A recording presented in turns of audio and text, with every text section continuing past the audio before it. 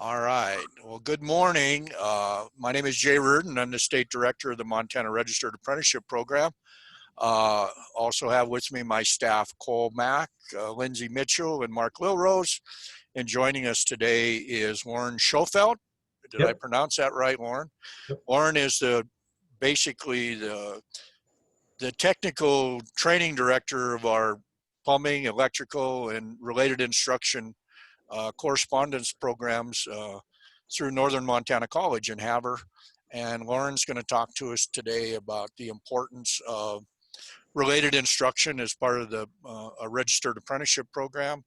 And he's also going to talk a little bit about some of the other programs that he has at Northern Montana College and some of the things they're looking at doing in the future outside of Havre in other areas of the state. So Lauren, I'll turn it over to you, and thanks for joining us today, taking the time to do that. We appreciate it.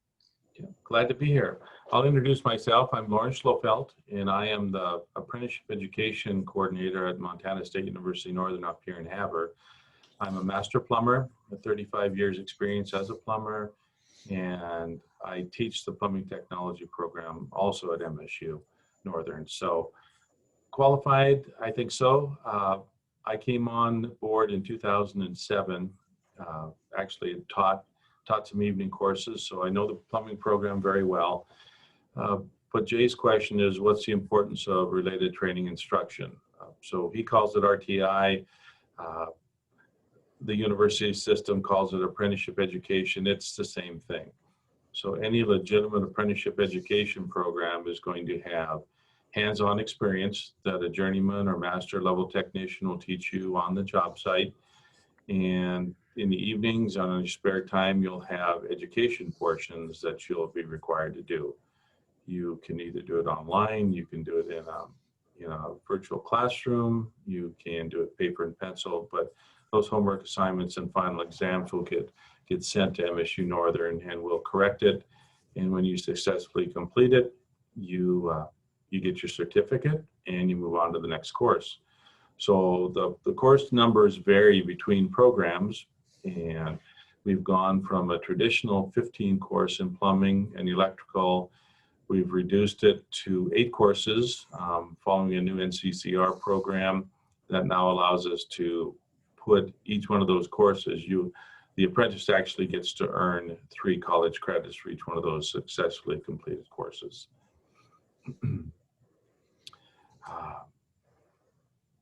I guess that's the gist of it. The reason we went to the 8-course program is because it's simple math. There was some repetition in the older programs, and this is all pertinent information. And the NCCR program is a nationally accredited program. So if you choose to leave the state, and we certainly hope you don't, you can take those credentials with you and move to another location. Lauren, can you talk a little bit about how does a related instruction tie to the on-the-job training? Are you teaching like the theory behind, why it's important that you use this type of pipe and not this type and things like that? Is that what it is? Absolutely. By reading the homework and completing the assignments, reading the textbook, there's no way that master plumber, electrician, or shop owner can teach you everything. It's virtually impossible. So the apprentice has to successfully complete this work, and he becomes more valuable because the boss isn't just telling him to do something. He'll understand what has to be done. He'll have read it in the code book, and he can question, boy, is that really the right way to do that? Can we do it this way? Will it be just as effective? Will it still work? They can take their education knowledge and apply it to, in the field, become a quicker and better technician, and that usually results in a pay raise or a promotion, and you become a valuable part of a team, not just a laborer. Lauren, can you talk a little bit about now you do what you just talked about was your pretty much correspondence courses. Can you Mhm. talk a little bit about your associate's degree programs that you have at Northern and what opportunities those provide to students? Sure. In 2004, there was a whole bunch of plumbers throughout the state got together and raised a bunch of funds and came to MSU Northern and said, hey, we want to start this program. And we want to do an associate degree plumbing technology program, and we want to do all the RTI related training instruction, because at the time everything was going out of state to another state, and they would correct stuff, and we virtually started the same thing. So the cool part about the apprenticeship associate's degree here is the stickler in an apprenticeship, and we're working every day to change that, is the education part. You know, you have to go home at night, you have to do the homework. I want to go to a football game, you want to go hunting, and the boss says you got to get this homework done, got to get these assignments done. So if you come to Northern and earn your associate's degree, you have all of your books done except the exam prep. And you might ask, why do we don't do that? Well, technically we do, but it makes no sense to prepare you to take a state exam that you're probably at least 2 to 2.5 years away from being eligible to take it. So you leave Northern with a higher education amount, higher knowledge, and a good skill set, and you can be awarded. It's entirely up to the sponsor, but we've had great success with this. The sponsors can allow and grant up to 3,000 hours towards your hour requirement. So that also results in a higher pay wage. So you're not starting at the bottom of the apprenticeship scale. You're starting mid-level, and you're using your education and your hours to earn a better wage. Lauren, have you found that your students that take that program have the ability or better chance to get employment, maybe even during the summer for employers while they're going to school? Yep, we started between the freshman and sophomore year. You know, it was a hard sell with a lot of sponsors, but we started a co-op program, and we pushed the students into it.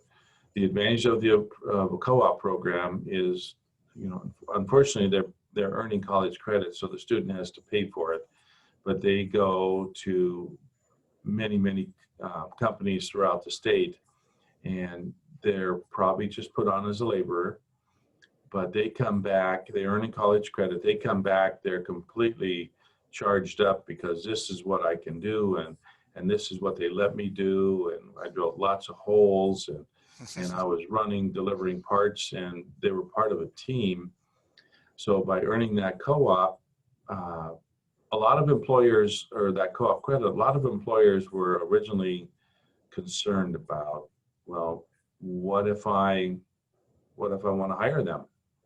And I said, well, then you shake their hands and said, why don't you we'll put you on an apprenticeship role right now. So you've used that 1 year of education at Northern to work your way into a career, a plumbing career. And I've had other conversations, well, what if I don't like the kid? And I tell the employer, well, you shake their hands and say, I really hope you enjoy your last year of school.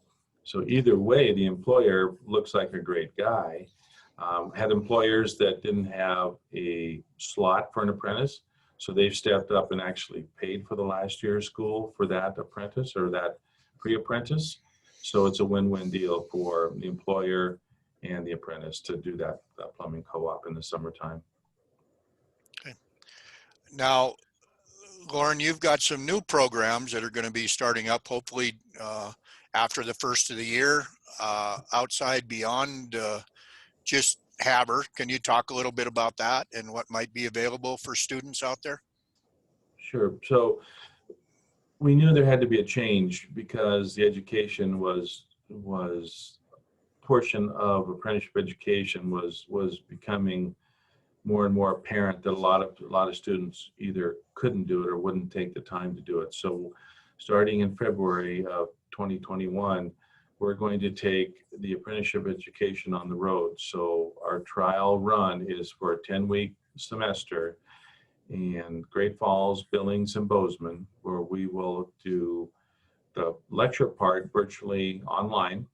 And you have to read the lecture, you're still doing the homework, but if you can't get the homework done during the lab portion, there'll be one night a week in each one of those cities, there'll be a 4-hour lab where we can demonstrate hands-on procedures. We can get you current on OSHA 10 and 20 cards. We can introduce the latest and greatest tools and materials in plumbing that makes your job easier, and turn it into a true cohort classroom that pulls everyone through and hopefully turns out to be a much better success story in apprenticeship education. And Lauren, you talked about primarily the plumbing and electrical, but you also provide related instruction for how many different other occupations out there? At Northern, we're up to 28 different programs that we do. And the big ones are always going to be plumbing, electrical, HVAC, and carpentry. Those are the big four, and traditionally that's always been the case. But you know, we offered in welding and automotive, auto body, butcher, meat cutter. I can't even green technology. There's so many that I can't even keep track of them. But the primary numbers are in plumbing and electrical. Yep. In Montana, anyway. Okay. All right. I'm going to ask Cole or Mark and Lindsay. Start with Cole if they have any additional questions or follow-up for you, Lauren. All right. Well, thank you, Lauren. And so if high school students are viewing this and they wanted to prepare to become a electrical or plumbing apprentice, what advice or what steps would you give them, you know, if they're still in school right now and maybe have a couple years of high school left? If I could have my dream high school graduate, they would have taken a welding class, maybe an auto mechanics class, or a technical drawing class, carpentry class, or basic woodworking class. It turns them into a hands-on learner.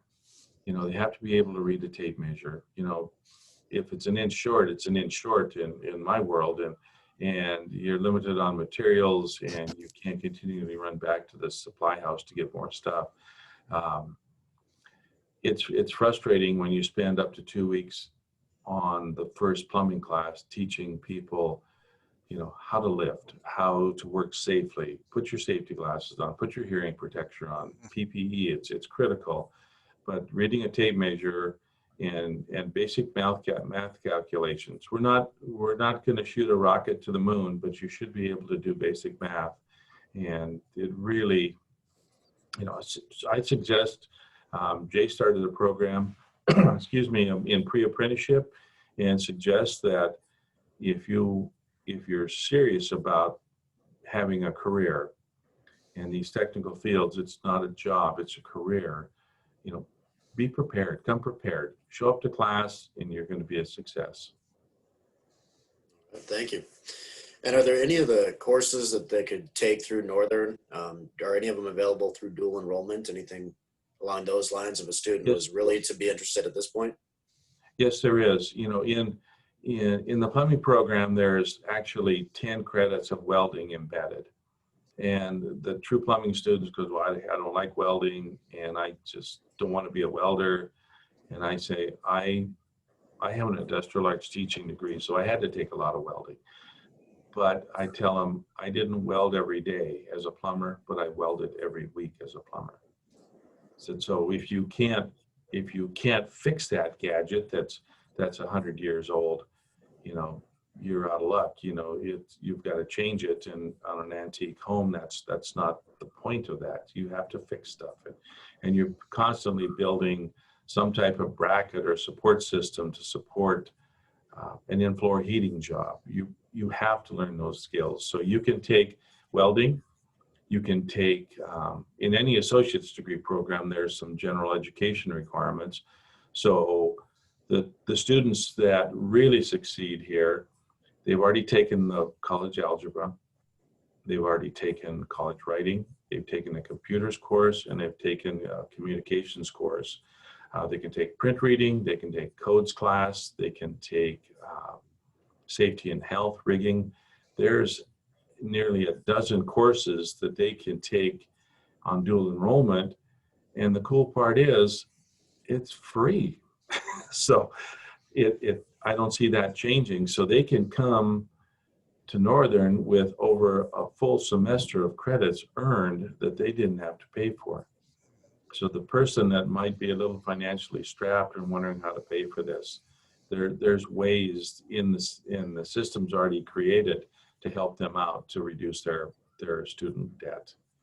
And yeah, great question on dual enrollment. Please take dual enrollment. All right, thank you. Mark. Hey, Lauren. I guess I'll have a question. So for potential apprentices and some of the students that are considering getting into the trades and having to do some of the related technical instruction, can you talk to graduation rates, success rates, and overall, if you see any related technical instruction barriers that would prevent an apprentice or maybe make them not want to get into the apprenticeship because they feel like the RTI may be too much? You know, Mark, that's a great question. I've tried to eliminate a lot of those, and I don't mean to be boastful, but I'm available 24/7 on if someone is having issues with their related training and instruction, other than not being motivated enough to do it, if they can't get the math, my email for office and my cell phone, my home phone, my personal email accounts are all available on everything that we publish. So no one can say that we are not trying to help. You know, if they call, I'll do anything I can to help that apprentice get through that little glitch or that hiccup. So there's all different types of ways that students learn, and a lot of them are they're pre-wired to say, I wasn't very good in high school, I'm not going to be good at this. Well, that is not the case. You know, there's to me, the world is run by C students, and it would be much better off if it was run by C students. And I will do anything I can to help that apprentice get that related training, related technical instruction completed successfully. All right, thank you. That's all I had. Lindsay, you have some questions for Lauren? Sure, I do.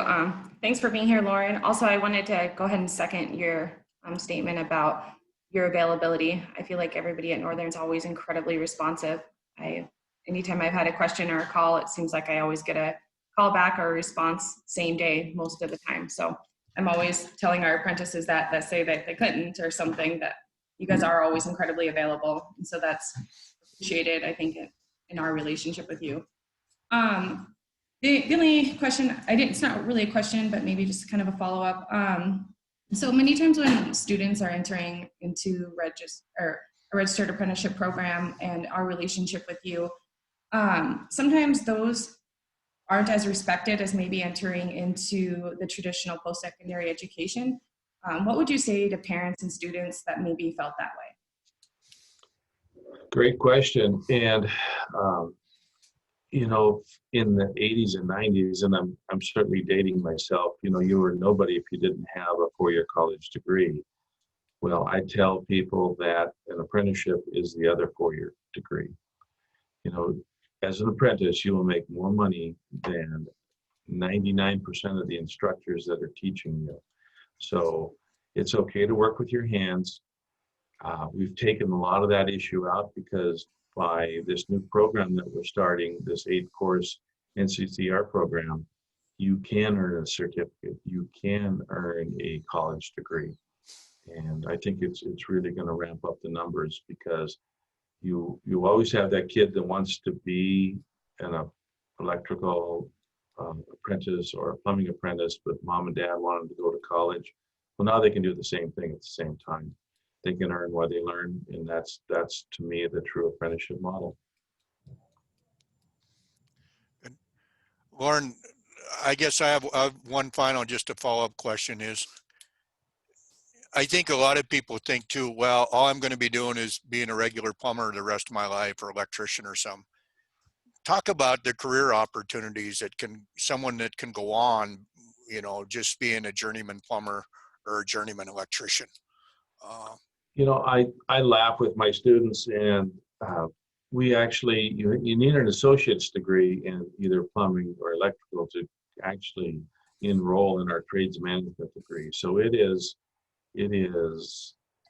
geared very much to be a successful business owner and not just continue on as a plumber. And I joke with my students, and even on the apprentices in the field, and I said, do you want me to tell you what to do all your life, or do you want to tell this old guy what to do in about 4 years? And they laugh about it. Goes, well, maybe I could be a boss. I mean, if you're, there's people out there that say, oh, I never want to be a plumber. I have to deal with human waste, and I'm just not going to do that. It's just revolting.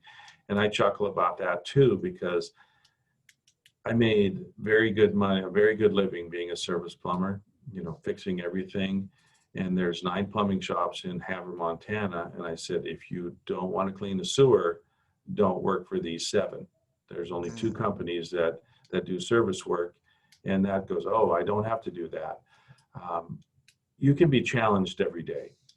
That's why I love being a service plumber. And, you'd work in a remodel or you'd work in a boiler system. The challenges every day is every job is different, and you can't fail. You're the journeyman, you're the master. That homeowner has contacted you to fix their issue that is no longer tolerable. You can't fail. So to me, the challenge is, how am I going to get this done without making a mess and tearing the house apart?